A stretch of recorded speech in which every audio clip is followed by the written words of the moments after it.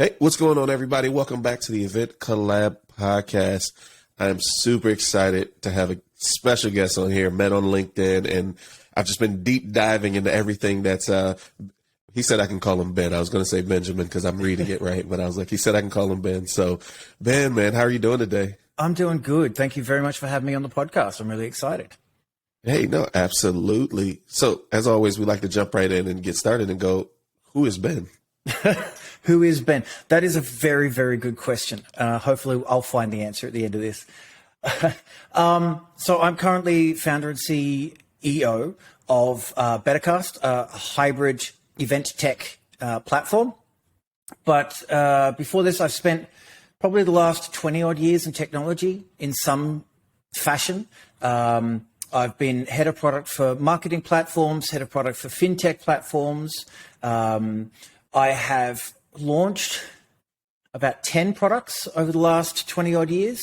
Not all of which have been particularly, successful, but, you keep hacking away at it. Go back further, I left school early. I became a chef. I became a builder. So I qualified chef, I qualified builder. I'm kind of just a bit of everything, to be honest. I love that. That's, man. I definitely didn't expect the chef and the builder to be thrown into all the technology. It's so good. Well, it actually it's funny. It came from something my father, one of the only wise pieces of information he ever gave me, which is before you do what you want, get a trade. And it was just because I left school early and I wanted to travel. So to be able to do that, I went into a kitchen and trained up. And then I was able to travel. I traveled all over Australia. I lived in like every city of Australia. And I would often, with, a couple of dollars in my pocket, jump on a bus, go to a brand new city, get off the bus and walk up the main street. And by the time I got to the end of the street, I had a new job. So, nice. Yeah, it was an interesting time of life. That's for sure. It sounds fun, but is it one of those looking back on it is like, oh yeah, that was a good experience. But when you were there, you're like, man, this is crazy. I think there was definitely a lot of crazy nights there. Because living in I don't know, if any of your viewers have ever been in hospitality, it can get, being young and having an income and in the party sort of hospitality world, it can get very, yes. Looking back though, fantastic. It was great. A lot of self-reliance and there's always something to do, I think. And it was funny, actually, starting out as a chef, that was the first job, the first time I ever had a job and earned money and built a work ethic. And the work ethic coming from a kitchen is 16 hours a day, 7 days a week. You don't stop till the job's done. And if there's time to lean, there's time to clean. So I think sort of, 10 years of doing that, ingrained into me a work ethic, which now is seen in the startup thing as like, hard go-getter. It's like, but that's just kind of how I grew up. It was definitely a learning experience. Definitely a learning experience. So you got me having flashbacks to my fast food days when you said it's time to lean, it's time to clean. Who said that? I don't want to do anything. Like exactly. I'm 16, man. I'm still hungover. Right. I'm 18. No, I'm 21 for your I'm 21. Right. I'm still hungover. Yeah. Oh man, that's so good. Oh, so tell me that. So Bettercast, what is? Yeah. Tell me what Bettercast is, what it does. All right. So Bettercast was originally built to solve a problem, and the problem was that my wife, who was doing events in Asia, and it was kind of just as COVID was starting to peak, so everything was shut down. All of the events, flights had stopped. It was kind of that period, and of course, she still needed to do the events. So I'm, tech. I went, well, let's produce it and put it online, and we'll do a hybrid event. And I started looking at platforms, and every platform I was looking at was $20,000, $50,000, $60,000 just for the platform alone. That's not including production costs or whatsoever. So of course, me being me, just went, bugger it, I'll just build it myself. So I think we went from, it was about 8 weeks. I got a friend of mine who I've done some stuff with before. And we went from 8 weeks from just an idea to a working product with a customer who wasn't the wife. It was just with a Victorian government customer. So we got the gig straight off the wireframes. And over COVID, we've sort of been, we've done quite a few events, had a lot of customers, really focused on the technology side of it. So we work predominantly with the production teams, the AV teams, the guys and girls with the cameras, and a lot of the technology was built really to support them. Because a lot of the front end stuff is really like a live stream is a live stream, a chat is a chat. There's only so much you can do with it before you start making gimmicky things that really don't add any value to an event or to any broadcast production. So yeah, over the COVID, it just kind of developed and grew and sort of pivoted and added some new things. And we're sort of coming out of COVID now with a platform that has grown from live stream to event technology. So it's had to do ticketing, it's had to do registration, but it's also had to work with like lots of different workflows because every event manager or everyone has a different process they use. So it has to adapt. And then we do, and now it's kind of the live streaming component, which was core, is now just a product within the ecosystem of what we've built. And this is only in about 18 months that this has happened. So it's been really fast, iteration, pivot, iteration. And now coming out, we just seem to have a lot more of a product that delivers a lot more value. And hopefully with luck, we'll actually be able to stand against some of the more ingrained players, the bigger guys, just because being flexible and fast tech and, it helps. So, yeah. That's so cool. So that's interesting how you got into it. So had you personally had anything in the event space at all before that? Or was that like that was your first jumping into it? Thankfully not, no. So, this may be a theme through this, but one of the things I did in between chef and builder is I worked as an audio-visual technician. So I did a lot of audio mixing bands. I grew up playing guitar and the drums, and my dad was a musician or musical anyway. So I grew up sort of surrounded by audio and stuff. And my mother's an artist, so I also had a lot of visual stuff. So it was kind of a bit of a hobby, which I then for a while turned into a job. And then, I've always liked to do like YouTube stuff and video stuff, and made a couple of short films with some friends, and, recorded a couple of albums. And also, another thing is I worked as a event promoter for a number of years while working as a chef, So kind of being in that industry of doing events and production has always been just kind of a hobby, or just something that's gone for the last 10 or 12 years. No, longer, 20 years. Oh, at least 20 years. God, I made myself feel old then. But I was just, it just came out that confident enough to go, yeah, we could actually put this production together. And then the tech side is like, yeah, we could just stream it. It shouldn't be an issue. So, yeah. That's so cool. And I think that's what was cool. All right, so I'm gonna say this, and I know it's gonna come off really bad, but I think that was kind of what was cool about the pandemic side of it, is how we had to innovate. Absolutely. Right? And so I'd love to hear your thoughts on, like, as you were building this, right? What were some of the things that you saw that people were doing badly in virtual, or the world's opening back up right now, so now we're trying to convince everybody to do hybrid, just in case. Like, what was going bad? Okay, so I may make, I've got a very strong opinion about this, so I may make some event managers a little unhappy, but what a lot of the event managers, I think, did not do very well, and this is by no fault of them or their craft, but they didn't understand that they had become content creators, and that's where it failed. There was just this quick kind of pivot to, well, let's just take a Zoom and let's just post a Zoom and hope that works, right? Which, of course, is incredibly depressing and uninspiring content. Now, that then caused a lot of people to go Zoom fatigue. I don't want to attend events online, not because of the delivery method, but because the quality of it was a video call. I'm watching a video call. That's pretty boring. And now that we're sort of coming out of this COVID period, you have a lot of, and we should be doing hybrid for a number of reasons. Accessibility for one, and I'll tell you about a story I've got about that in a sec, but we're coming out and the event managers are sort of disregarding hybrid, not because, and it's because we didn't get an ROI. We didn't see the return on the investment from the effort, because for them it was a massive amount of new effort, new understanding, new technology they had to come up to, and they didn't see the ROI. And there seems to be a blame put on the delivery method. And that is why people didn't return, or that is why people didn't stay engaged, or that is why. And it was just sort of blinders to the fact of we just made really dull content. And that's basically what has, and I think it's really killed it.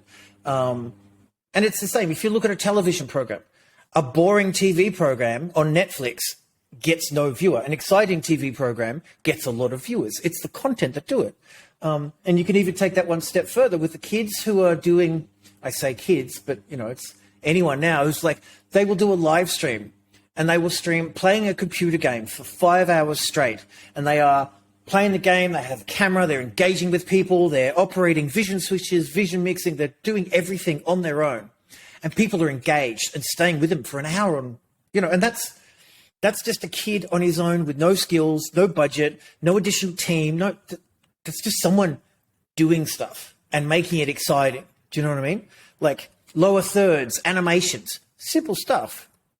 And there was just that they knew they were content creators. They know what they didn't go to school for this. There is no, maybe there is, content creators 101.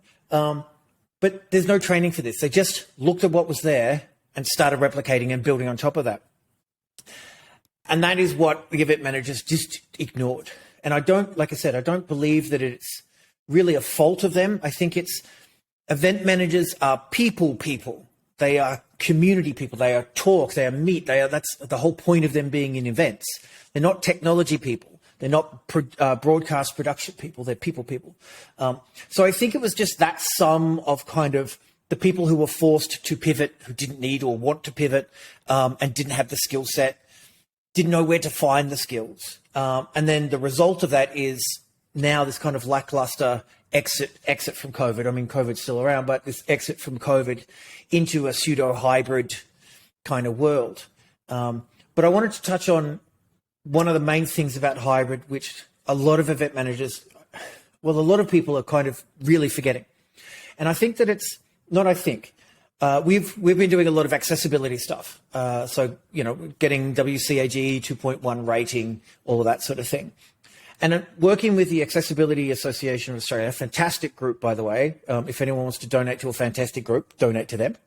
And one of the things they were saying in some of the meetings we had is that people with disabilities during COVID have had such a benefit.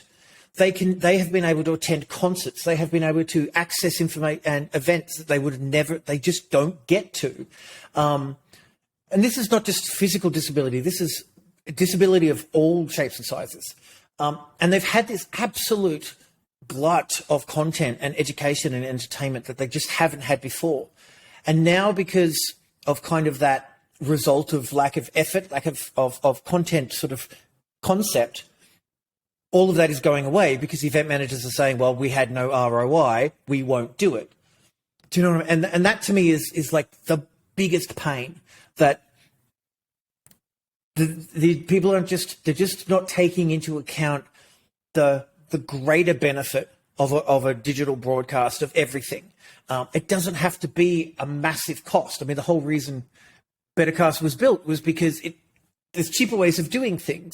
Do you know what I mean? Like, there's always a cheaper way of doing things. Just talk to your teenage son, find out how they do it and replicate it. It's not hard.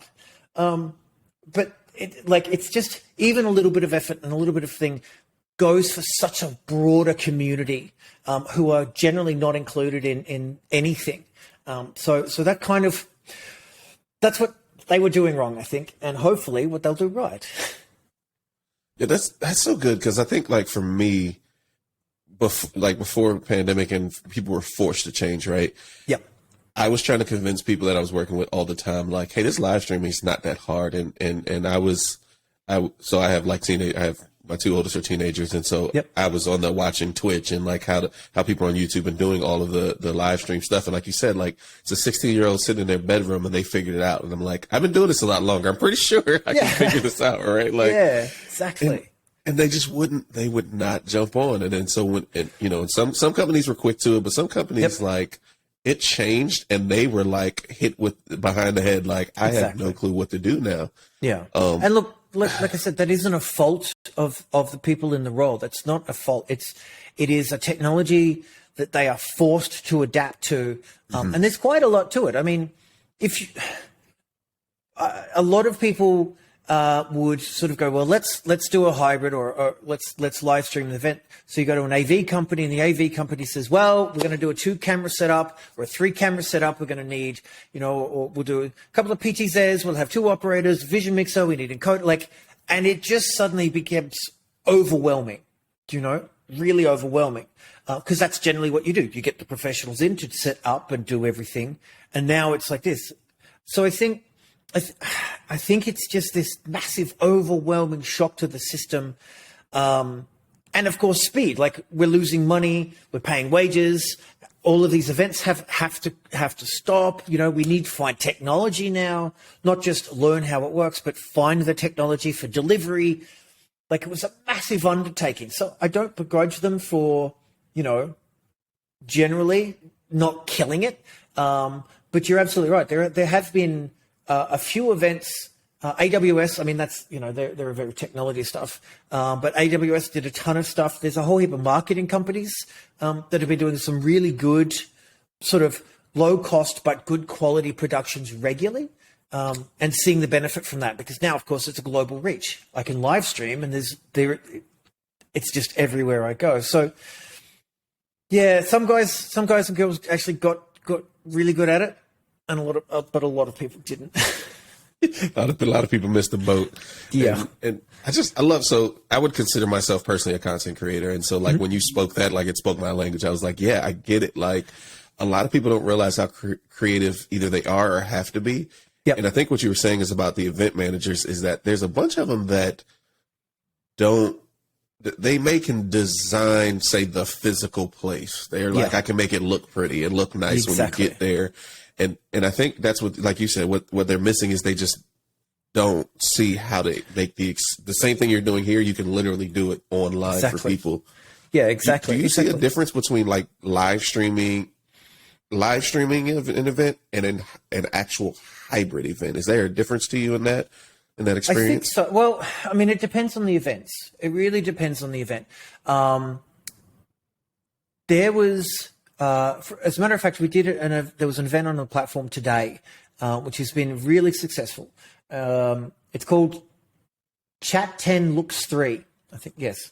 And it's a podcast. So it's two ladies in Australia, and they have a podcast, and then they do once every quarter, they'll do a live stage show. So the very first one they did, I think they've done about 3 or 4 on the platform now. The first one they did, it was okay. It was like they're just starting to figure it out. What do we do? How will we do this? Ticket numbers are down. How can we just, it was that, let's figure it out. But with that, they did that first one, did a ton of learning. The second one, they had something like 6,500 people watch their live stream. And it was amazing. It was amazing. And this is all paid. I think it was ticket sales. They did have a venue. It wasn't a massive venue, and that was sold out. And then they did another 5,000 tickets on top of that, which is crazy, right? Yeah. Now that translates very well, because it's a stage, it's a production. There's a stage, there's lights, there's sound, there's an audience. It is like a televised production. Right. That did amazingly. I would love to see a lot more theater and stuff like that just live stream, or at least, put stuff VOD. The corporate stuff is where I think it gets really difficult. And that's because I think there's still this emphasis on corporate events are about networking. And there's been a lot of emphasis, especially on the platforms, by the people who are sort of trying to get the tech, is make it like networking, make it feel like I'm replicating the real thing. We have to have this connection. And I think that's where it disconnects, because people are watching the live stream for the educational content. The people on stage, the talks, the panelists. That's why they're watching and attending live stream. They're not necessarily watching it for the networking. And I think that translation has been very difficult. for a lot of people. Some people have done it well. I've seen a couple of events. I mean, most of the stuff I see is on our platform, of course.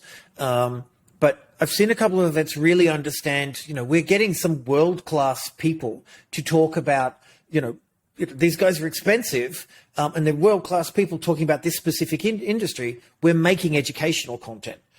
The exhibitor stuff and the sponsors and the networking is all a part of that. But when they build that understanding that there is more rooms, more depth to a website or a platform than just the stream. For instance, they have a panel and then they announce to everyone sort of online, because they can do a breakaway, have a second camera. Hey, everyone who's watching online, why don't you jump into the networking area, and the panelists will be there and you can ask them direct questions. So it's kind of understanding you can marry the in-person to the direct connection and have a call and talk to these people. But it's not the core fundamental part, and I think that's where there's been a lot of disconnect and misunderstanding. Because I've seen some terrible ones, some truly, truly terrible ones, where it's a Zoom call. And while I appreciate the efforts the production team go to try and make this Zoom call interesting, a 9-hour Zoom call is a bit much, So I think that's where there's a lot of learning still to be done for corporate. But that broadcast stuff, killing it, I think.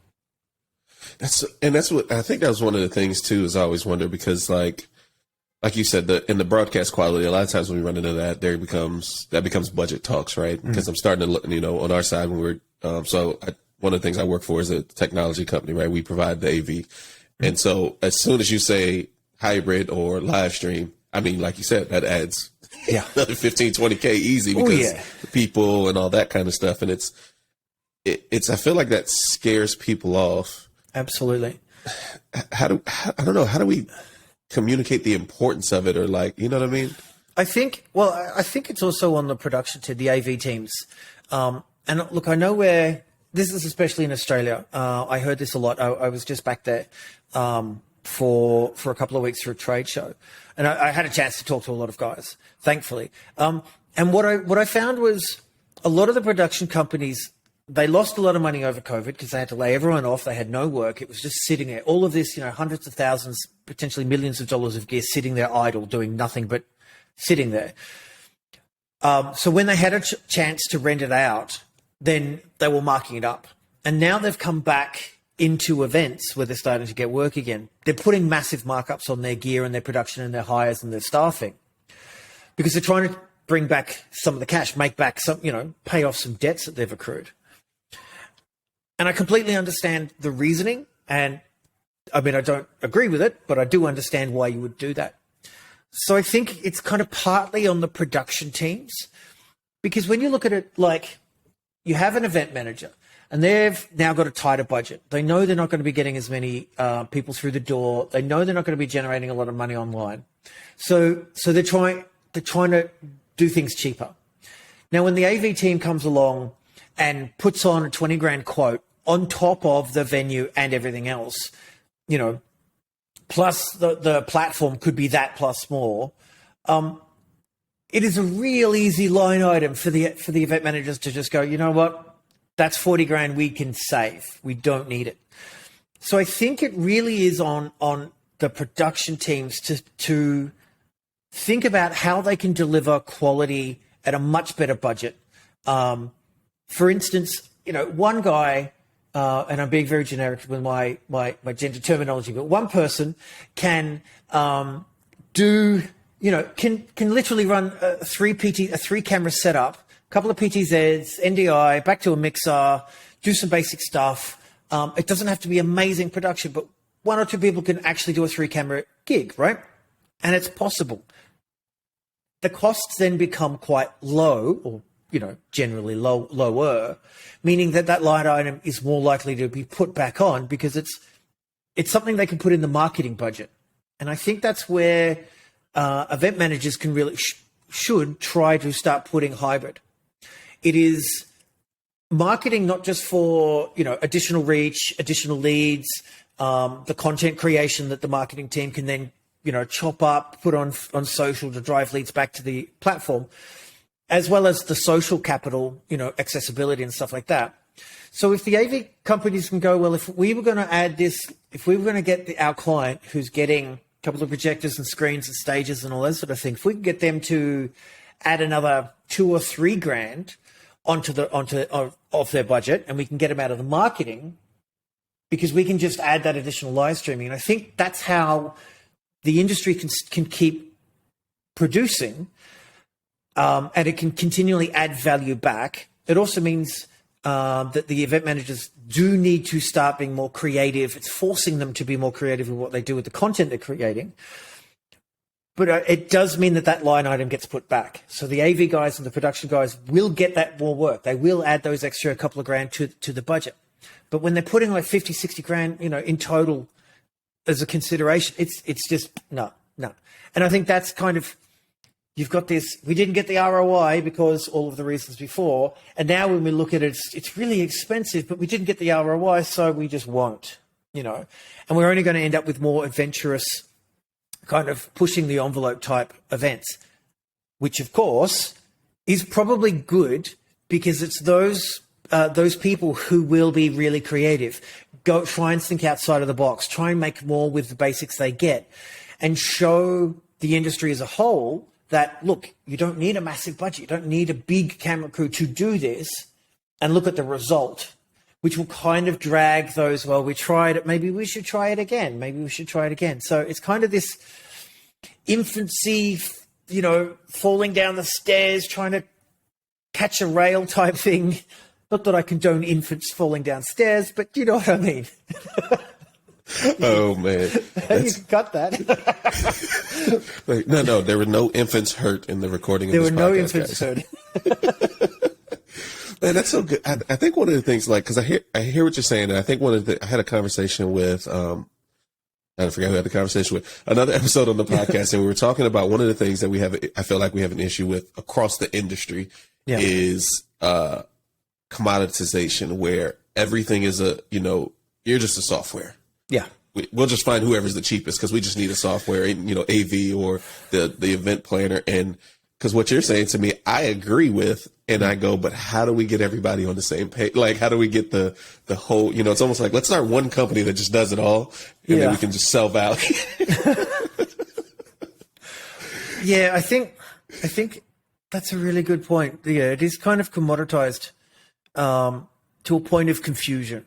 And I think that's a really good point, that over the next maybe 6 or so months, I think we'll start, for the tech side of things anyway, we'll start to see a few of the just runs type, similar to myself, born out of COVID, out of a necessity, who are just delivering that service. I think we're going to see a big drop in the number of these companies, because they're not offering anything more. There's no additional thought to, this is just that, it's just the cheapest, so we'll go with that, which means, they don't necessarily generate any goodwill, repeat service and stuff like that. So I think we're going to see some of the smaller tech companies who are innovating beyond just the live stream delivery. I would like to think I'm maybe part of that crew, sort of innovating beyond that to the next step, that hybridization, how can we make it a bit more inclusive and connect that on and offline a little bit more intelligently. And I think that, no, I've lost the thread. I've lost the thread of my sentence. God, that's going to edit hard. What was the question again? Coming out of the the commoditization, like how do we as different vendors, I guess, essentially get together and actually put a vision together instead of competing for price all the time.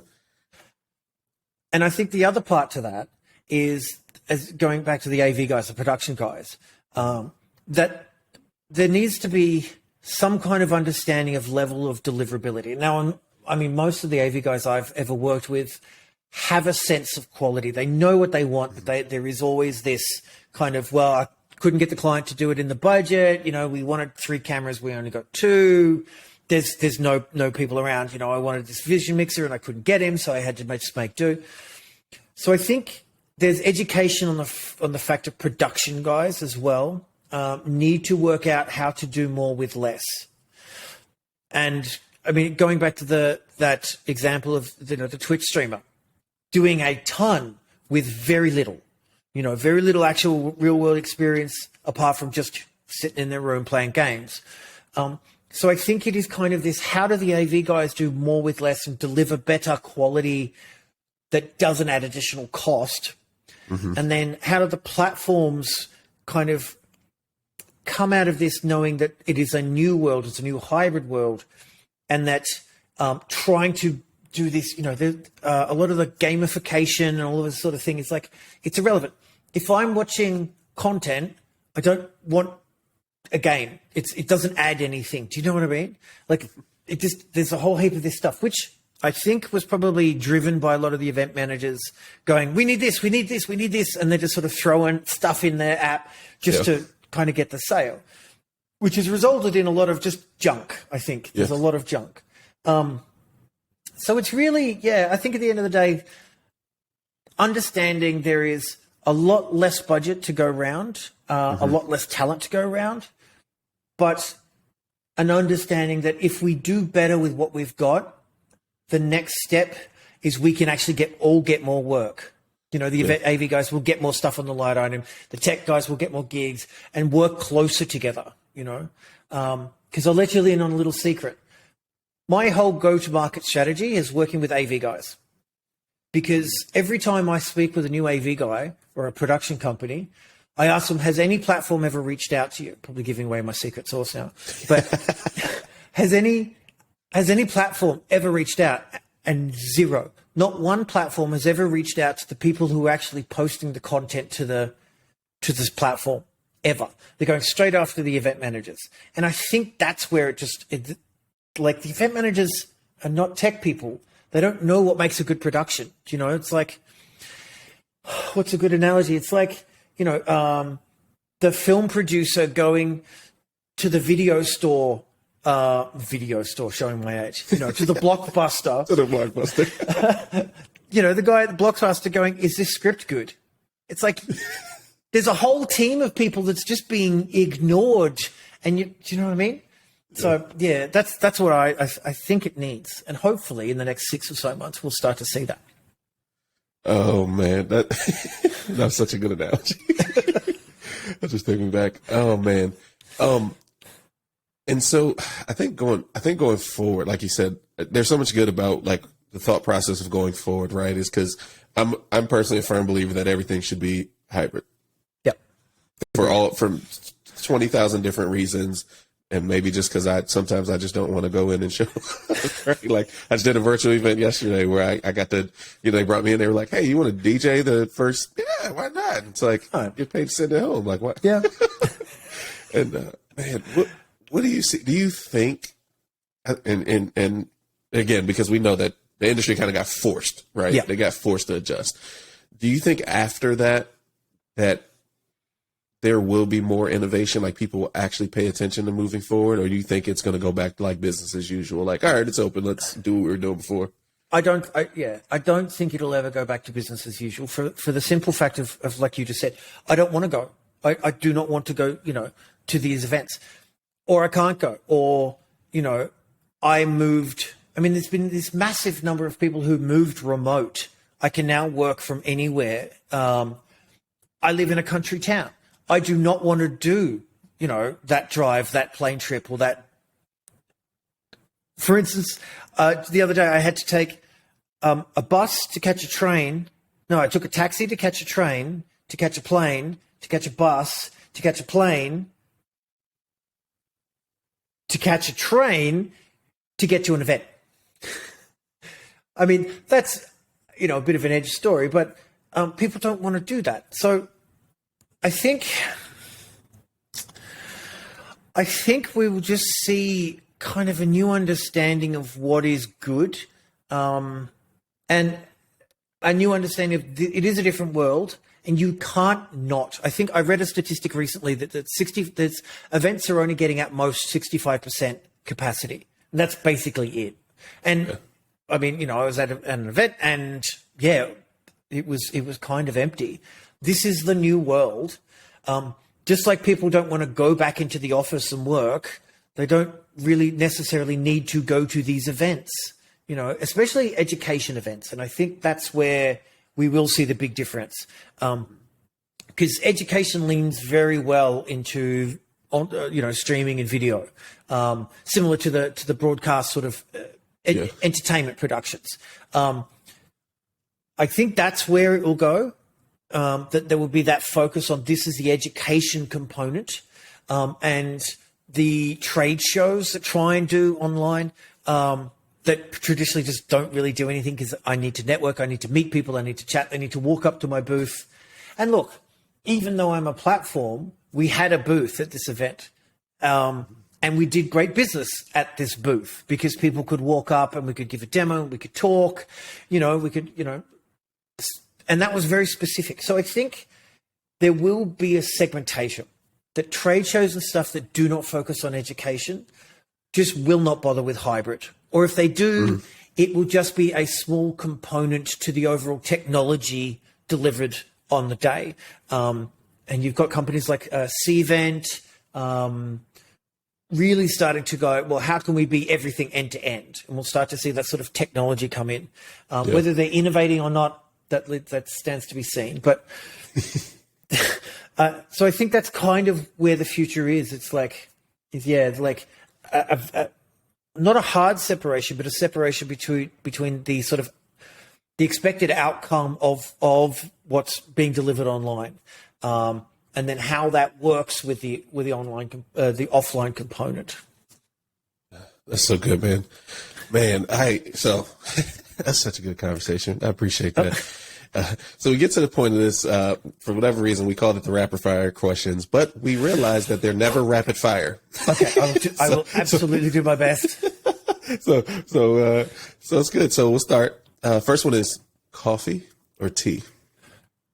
Coffee every single day. I got up at 6 a.m. to be able to go on. We ran out of coffee beans this morning, so I got up at 6 a.m., left the like no shower, tried to find some coffee to get home before the kids got up. Coffee every day. Hence, that's amazing. I die without. What's your favorite mobile phone app currently? TikTok. I am absolutely obsessed with TikTok, and I don't know why. It's addictive. None of us do. None of us know why. It just keeps pulling us back. Oh, that's so good. What is one question that you wish people would ask you that maybe we just didn't know enough to ask you? Or I think that question would be, what is one question we could ask you that no one ever asks you? He just Jedi mind trick, you guys. He just oh, so good. Oh man, what's your favorite like blog or podcast or book or something that you're reading now or that you just love to go back to? I honestly have not had. I'm one of those people that sort of I don't get the time, but I have the time, but I don't get the time to read. I don't necessarily consume a single podcast, but I use, there's an app called Feedly, and I have so many RSS feeds broken into like the 15 or whatever, 20 different industries that I have a current interest in. And I just jam as much content into those, and I consume as much as I can in the shortest amount of time. So I still feel like I'm reading and consuming. But yeah, so maybe that's also my other favorite app, Feedly. No, that's good. That's good, man. I forgot. I actually have the app on my phone. I haven't used it in so long because it's fantastic. I'm on the internet so much, man. I'm on YouTube. Feedly, fantastic. But it just helps get that sort of constant, you know, so many different opinions, so many different thoughts. I have started following. There's a Julius Solaris. I do follow his tweets. So especially he's on it, and sometimes I really disagree with him, but but I want him. That's so good. What is your favorite city to work in or visit? That is a good question. I have been working remote well before the pandemic. My company is 100% remote by choice, not because of pandemic, because it doesn't matter where you are. And I think I can't necessarily answer that to a specific city, but I can answer it to working in a place that when you get stressed, the air is clean and the weather is nice enough to be able to just go for a walk. I currently don't live in a city like that, and that frustrates me. But I managed to go home to my hometown, and I was working out of a co-working space. And the co-working space revolution, you're right, these are not rapid fire questions. The co-working space revolution has been fantastic. Even a little country town in a tiny little city out of Melbourne. But the air was crisp. It was cold, but the air was crisp and clean. It was so refreshing. So that just anywhere you can go for a walk would be the city. That's good. That painted the picture, though. That's good. Yeah. I love how you said it, but I'm not there right now. No, I'm not. I'm currently in Bangkok, which is a fantastic place to have a startup because you can. I mean, the only reason I've been able to build a company is because I've been able to live quite cheaply. And I could put that time and money into a company, which back home, there's no chance I could have done that. That's man, that's funny. You're the second person in 2 days that I've talked to that's in Bangkok right now. And so funny, my mom's actually from Thailand. Oh, wow. Okay. Fantastic. So crazy. Yeah. It's a great place. It's a sign. It's a sign. I need to get on a plane, guys. Yeah, I think so. I'll see you here next week. Yeah, right. Drinks are on me. Hey, that sounds good. Hey, you guys heard it. It's recorded. I'm keeping this clip so when I go. You can hold me to it. Oh man, where do you think the industry will be in 3 years? That is a good question. Hopefully, completely dominated by Bettercast. That's what I do hope. I love it. I think, as I was saying, I think we're going to see a separation in kind of trade, like why people are doing stuff online. I don't think it'll ever go back to what it once was. We are in a new world. It is a remote world. I think people need to deal with that. I think we're going to see a lot of innovation, but I don't think we're going to see that for, another 12 months. But I would like to see, And I think we're also going to see a lot of kind of these Twitch streamers go corporate because you've had this huge drop. I know in Australia, I don't know about the US, but you've had a huge drop in skills. Just leave the industry. Go and get more secure jobs. And I totally get that. So there's no one left. Apart from all of these kids who have just spent the last 5 years doing live streaming and technology, who need a job now because, life's hard, coming into the industry. So this kind of refresh of the industry with a lot more video skills, production skills, snappy stuff, creative stuff. I think we'll start to see a real kind of energetic change to the industry, or at least that's what I'd hope to see. That is super good, man. What is the best piece of advice you were ever given? Well, that first piece of advice, get a trade before you do what you want to do. That was great advice. I think the best advice I was ever given was by a fellow called Stephen Blonde, who I worked with. He was an absolute hustler. And he used to go up the Australian coast buying antiques to sell. And we would meet everyone from every walk of life. And it was always about sort of finding the deal. But, we would meet little old ladies. We would meet, farmers. And his advice was be everything to everyone. And I think that while you can't be, to me anyway, that be everything to everyone, doesn't mean be fake. Don't put on a mask to everyone. You've always got to be your authentic self. But you can always temper who you are to fit the situation, because I think it's how you make people feel comfortable. It's how you make people feel included and accepted. But it's also how you can endear yourself to people. And, if you're in sales, how you can make more sales. So I think that's probably the best advice. Good on you, Stephen Blonde. Man, that's super good. Last but certainly not least, what does collaboration mean to you? That's a really good question. I think